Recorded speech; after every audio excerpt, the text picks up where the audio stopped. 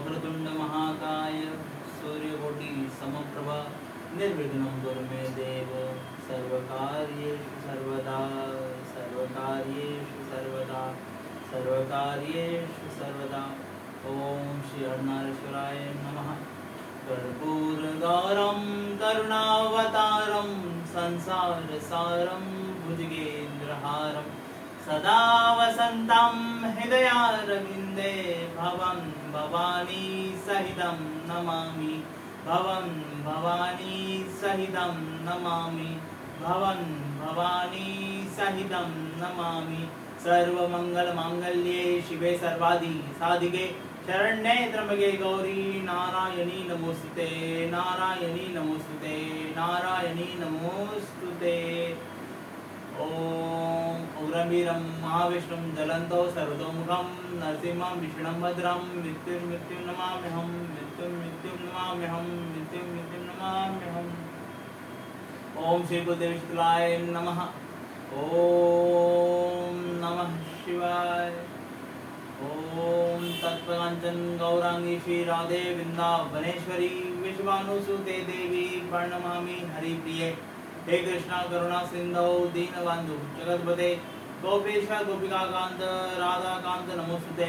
वांछा कल्पतरुभ्यश्च कृपा सिन्धुभ्येव च पतितानां पावनेभ्यो वैष्णवेभ्यो नमो नमः। जय श्री कृष्ण चैतन्य प्रभु नित्यानंद श्री अद्वैत गदाधर श्रीवासादि गौर भक्तवृंद राधा श्याम बिहारी राधा श्याम बिहारी राधा श्याम बिहारी राधे।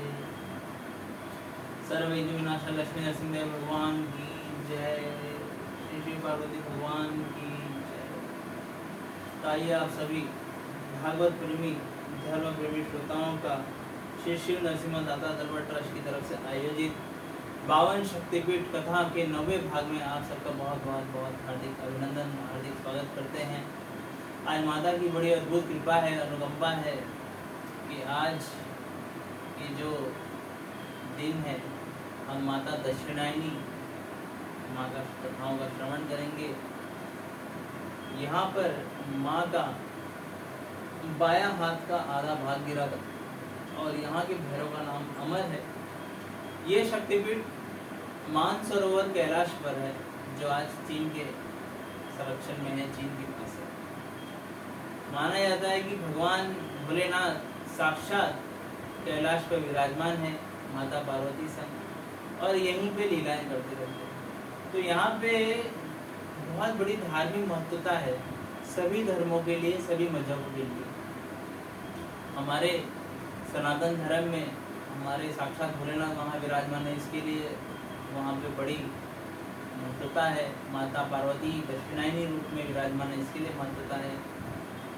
जो जैन धर्म के लोग हैं मानने वाले हैं उनके जो बहुत बड़े बड़े संत हुए जैनी जो मुनि हुए वहाँ पे निर्वाण किए, वहाँ पे तपस्या की, इसके लिए उनकी वहाँ पे एक जैन मंदिर मतलब और बुद्ध जो बुद्धिस्टम धर्म है वहाँ भी बुद्ध के अनुयायी लोगों ने वहाँ पे तपस्या की। उसके बाद जो इस्लाम के बड़े बड़े वलिय कराम हैं औलिया कराम हैं तो वहाँ भी उस जगह पर जाके तपस्या की। इसके लिए वो देवभूमि है, बहुत ही पवित्र और शक्तिशाली जमीन है, जगह है वो।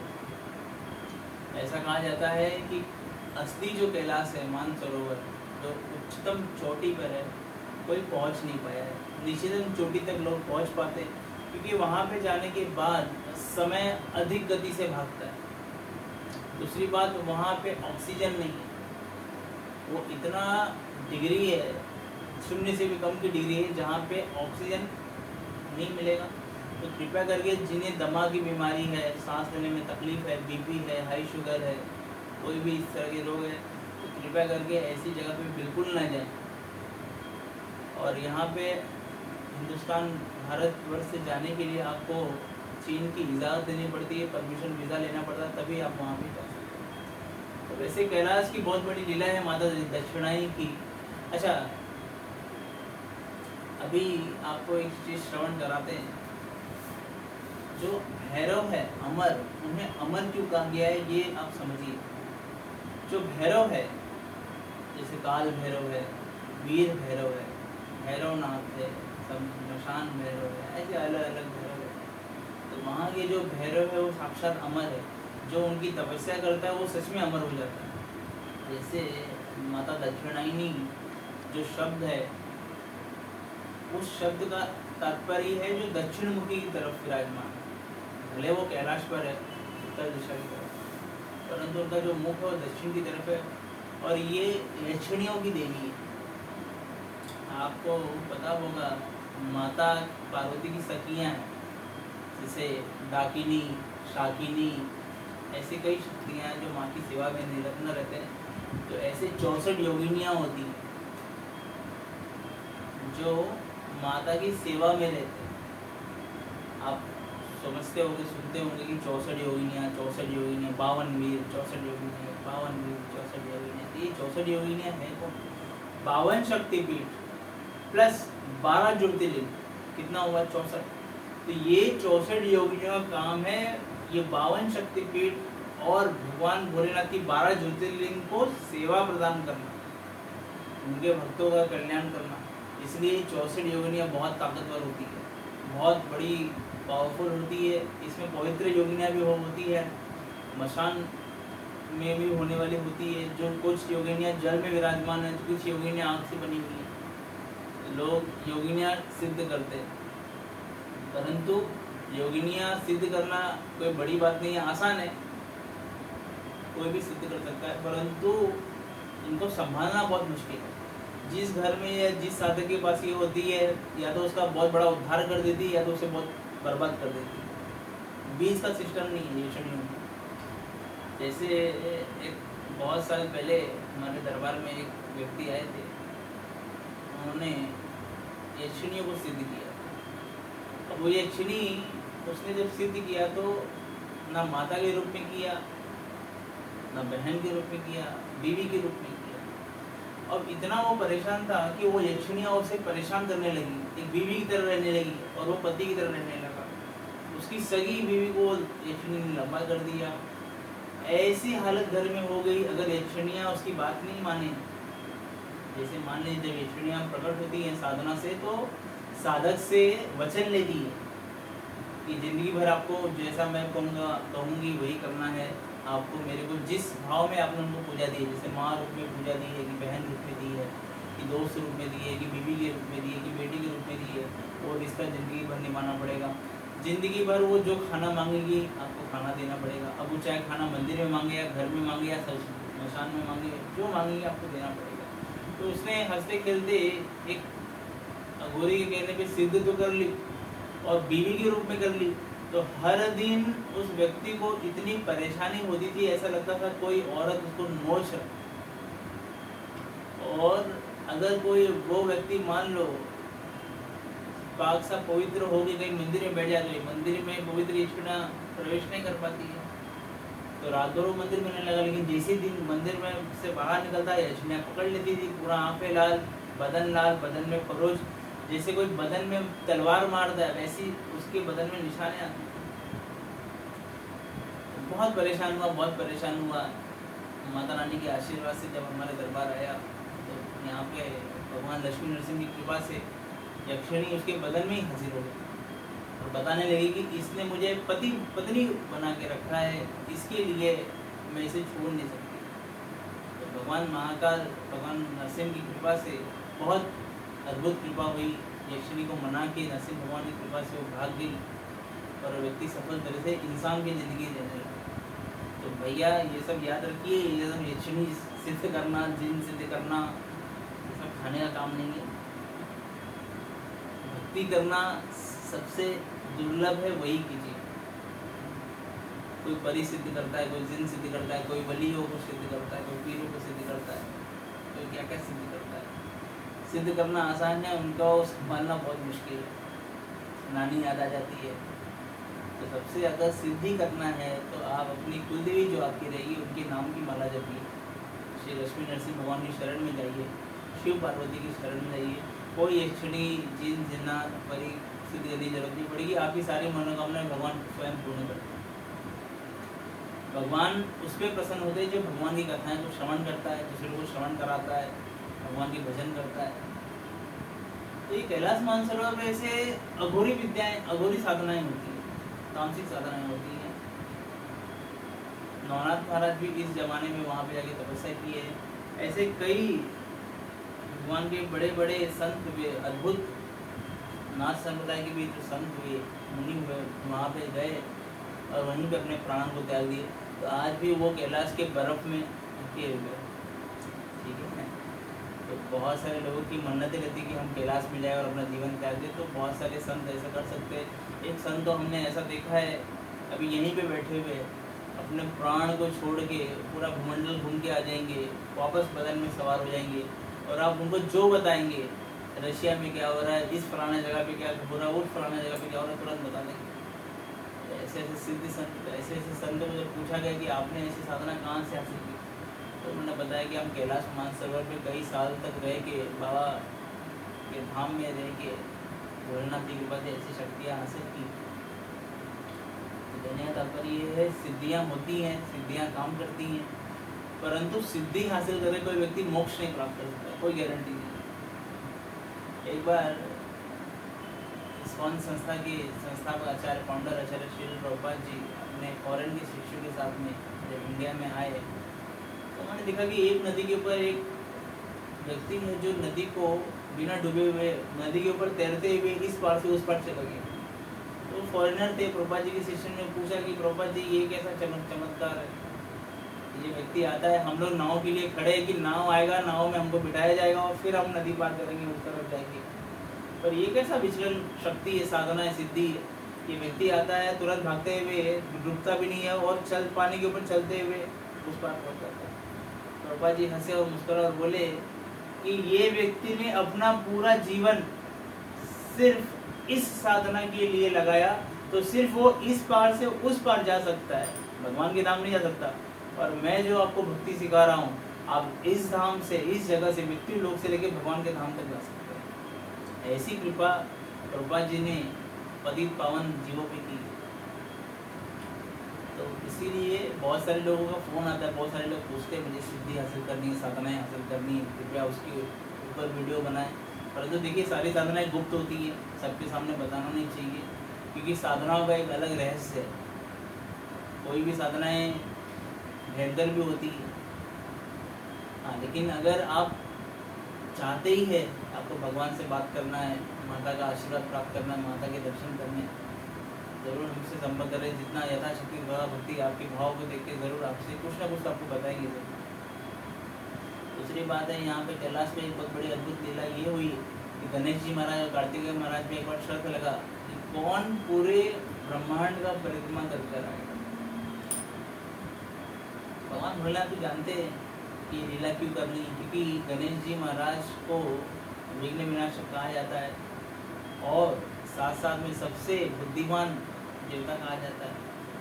क्योंकि एक बार गणेश जी ने बुद्धि लगाया, कार्तिकेय महाराज ने बल लगाया। देखिए, बहुत दोनों पावरफुल है। गणेश की बुद्धि और कार्तिकेय की शक्ति के सामने सब निछावर है। जितना बुद्धि गणेश जी महाराज के अंदर है, देखिए सारे वेद पुराण उपनिषद सब कुछ उनका दिया हुआ है। अगर वो दांत तोड़ के लिखते नहीं ना, तो आज जो है हम भगवान की कथा कर पा रहे हैं, श्रवण कर पा रहे हैं, करा पा रहे, कभी नहीं कर पाते। ना आप कर पाते, ना कोई और कर पाता। जितने भी हम जैसे भावग्राही लोग हैं, हम जो श्रवण कर रहे, करवा रहे हैं, प्रचार कर पा रहे हैं, ये हनुमान जी महाराज, गरुड़ महाराज, गणेश महाराज, तीनों की बड़ी अद्भुत कृपा है, क्योंकि तीनों ने धर्म को फैलाने में बहुत बड़ी रचना की है। तो गणेश जी का वाहन निकला चूहा, और कार्तिकेय का वाहन मोर है। मोर की शक्ति है कि चूहा क्या है। तो माता पार्वती और भगवान भोलेनाथ का आशीर्वाद देकर कार्तिकेय तो पहले ही निकल गए, पूरे ब्रह्मांड का परिक्रमा करने लगे। और यहाँ पर गणेश जी महाराज सोचे कि ये छोटा सा चूहा और मेरा वेग इतना, मेरा वजन इतना, है चूहा मेरा क्या वेग उठाएगा और ये कौन सा मुझे ब्रह्मांड जीता के लेकर आएगा। बहुत सोचे, फिर क्या किए, माता पार्वती को भगवान भोलेनाथ के सामने बिठाए, साथ में बिठाए इसी कैलाश मानसरोवर पर, और उसी चूहे के ऊपर बैठ कर वो परिक्रमा करने लगे माता पिता की। तो माता और उनके भगवान भोलेनाथ समझ गए कि बहुत बड़ा दैविक गुण वाला व्यक्ति, क्योंकि जो अपने माता पिता की सेवा करता है, जो माता पिता की परिक्रमा करता है, उसे पूरे भूमंडल के परिक्रमा करने का फल मिलता है। ये साक्षात सही बात है। तो गणेश जी ने इस तरह से परिक्रमा किया। परिक्रमा करने के बाद बहुत दिनों पर जब कार्तिकेय आए तो कार्तिकेय बोले मैं जीत गया। तो भगवान भोलेनाथ समझाए कि गणेश जी ने पहले ही हमारी परिक्रमा करके भूमंडल को जीत लिया है। तो जहाँ पे शक्ति काम नहीं करती वहाँ पे बुद्धि काम करती है, वहाँ पे सेवा काम करती है। इसके लिए भगवान की सेवा में हमेशा नित्य निरंतर लगे रहना चाहिए। दूसरी बात है, कुछ लोग हमसे पूछते हैं कि महाराज जी ये भगवान भोलेनाथ की परिक्रमा पूरी क्यों नहीं करते। आधी परिक्रमा भगवान शिवलिंग की जाती है। देखिए उसके पीछे बहुत बड़ा रहस्य एक ये भी है कि भगवान की दी हुई चीज़ों का कभी भी लांघते नहीं है। आप समझिए, जैसे हमने भगवान भोलेनाथ के ऊपर जलाधार के ऊपर जलधार सब कर लिया, पूजा कर लिया, भगवान भोलेनाथ को अच्छे से पुष्प अर्पित कर दिया, जल चढ़ा दिया, दूध चढ़ा दिया। अब जब वो जलाधारी होते हुए नीचे से ऐसे करते हुए जब बाहर आ रहा है तो कहीं ना कहीं से तो निकल रहा है। अगर हम पूरी परिक्रमा करते हैं तो वो बहते हुए पानी को हम लांघते हैं तो ऐसा कहा जाता है कि आदमी को, व्यक्ति को ब्रह्म हत्या का फल पाप लगता है, भोगना पड़ता है। क्योंकि भगवान की दी हुई चीज़ों को लांघना मतलब बहुत बड़ा पाप है, बहुत बड़ा अपराध है। तो कृपया करके इसी कारणवश शिवलिंग की सिर्फ आधी परिक्रमा की जाती है, पूरी नहीं की जाती है। दूसरा, अगर आपको परिक्रमा करना ही है तो बाहर आके, जहाँ पे जैसे मान लीजिए मंदिर है, मंदिर के बाहर आके मंदिर की परिक्रमा की जा सकती है। और याद रखिए भगवान भोलेनाथ को अर्पित किया हुआ एक एक जल अमृत के समान है। तो जब व्यक्ति शुद्ध भाव से उस जल को ग्रहण करता है वो उसके लिए अमृत का काम करती है। जब व्यक्ति उसे लांघता है तो वो विष धारण करता है, उसका बदन हमेशा दर्द होने लगता है, परेशान होने लगता है। इसलिए कृपया करके भगवान भोलेनाथ की दी हुई चीज़ों का, उनके अर्पित की हुई चीज़ों का बहुत ही ख्याल रखना चाहिए। क्योंकि जब भगवान भोलेनाथ के ऊपर से निकलती हुई कोई चीज़ जाती है तो उसके ग्रहण साक्षात उनके जो गण हैं वो करते हैं। हनुमान जी महाराज करते हैं, गणेश जी महाराज ग्रहण करते हैं। जैसे अगर आप मान लीजिए भगवान श्री राम का अभिषेक हुआ और आपने ऐसे आचमन दो हाथ से लेते हैं। एक हाथ से आजकल नया ट्रेंड निकला एक हाथ से आचमन लेने का, परंतु वास्तविक दो हाथ से लिया जाता है। इसके लिए लिया जाता है कहीं आचमन का, प्रसादम का एक बूंद भी जमीन पे ना गिर जाए। अगर एक बूंद भी भगवान श्री राम के अभिषेक के साथ नीचे गिर जाता है हथेली से तो हनुमान जी महाराज, गरुण महाराज, सुदर्शन महाराज, गणेश महाराज अपनी जीभ से उसे चाटते हैं। तो उसका बहुत बड़ा पाप भोगना पड़ता है। भगवान के अभिषेक की बहुत महत्वता है और भगवान भोलेनाथ के अभिषेक की बहुत बड़ी महत्वता है। ऐसा कहा जाता है कि जब भगवान अभिषेक करते हैं, जैसे भगवान भोलेनाथ भस्म लगाते हैं या उनके ऊपर श्रृंगार होता है, उनके ऊपर नहलाया जाता है, तो एक एक बूंद को जो उनके गण हैं, शिव गण हैं, जैसे नंदी हो गए, कार्तिकेय हो गए, ये सब चाटते हैं। तो कृपया करके अपने पैर ना लगे ऐसा हमेशा ध्यान रखना चाहिए। क्योंकि सृष्टि के रचयिता भगवान साक्षात महाकाल है, भगवान भोलेनाथ है और भोलेनाथ की कृपा से सारे संकट दूर हो जाते हैं। तो कृपया करके आप इन बातों का बहुत ध्यान रखिए। और आज का कथा को यही विराम करते हैं। कल अक्षय तृतीया है और कल परशुराम जी की जन्मोत्सव भी है, कल ईद भी है, रमजान ईद भी है। तो कल की कथा हम थोड़ा शीघ्र चालू करेंगे। आप लोगों से विनती है कृपया करके आप सभी समय पर आ जाएं और इन कथाओं को बहुत ही श्रवण करें, लोगों को श्रवण कराए, खुद भी भगवान के धाम जाए, लोगों को भी प्रचार करें भगवान के धाम लेकर। और ज़्यादा से ज़्यादा हो सके भगवान का नाम स्मरण कीजिए, चाहे जो भी मंत्र आप करते हो। अगर आप जिस भी संप्रदाय में हो, चाहे शिव संप्रदाय हो, चाहे ब्रह्म संप्रदाय हो, चाहे वैष्णव संप्रदाय हो, चाहे गरुड़ संप्रदाय हो, चाहे शिव संप्रदाय हो, चाहे नाथ संप्रदाय हो, चाहे अघोर संप्रदाय हो, सारे संप्रदाय में एक ही बात कहा गया है कि जब तक भगवान का नाम स्मरण नहीं होता, नाम जप नहीं होता, तब तक भगवान प्रसन्न नहीं होता, तब तक व्यक्ति भगवान के धाम नहीं आता, बीच में अटका रहता है। ज़्यादा से ज़्यादा लक्ष्मी नरसिंह भगवान का नाम स्मरण कीजिए, नाम लीजिए, उनकी माला कीजिए, भगवान भोलेनाथ माता पार्वती की माला कीजिए। अगर आपके गुरु ने कोई गुरु मंत्र दिया है तो सिर्फ जप कीजिए, भगवान की सेवा में लगे रहिए और जल्द से जल्द नरसिंह भगवान का उत्सव निकट आ रहा है, तो बहुत जल्दी आपकी सेवा में हम वापस हाजिर होंगे। इसी के साथ में जय श्री नरसिम्हा, जय श्री महाकाल, जय माता।